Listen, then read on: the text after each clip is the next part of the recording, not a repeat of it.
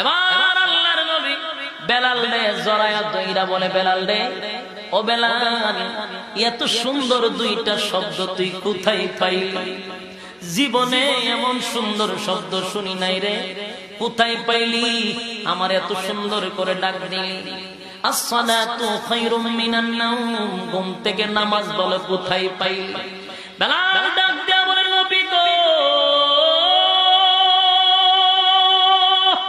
হুজুর শরীফের সামনে দিয়া আমি হাঁটি আর ভাবতে থাকি কি বইলা আমার হাবিব রে আমি ডাক দিব গো, কারণ যদি বেয়াদবি হয়ে যায় যেখানে আমার আল্লাহ আপনার নাম দইরা ডাক দেয় না।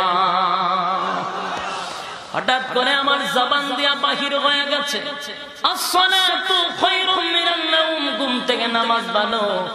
আল্লাহর নবী বলেন, আমার খুব পছন্দ লেগেছে।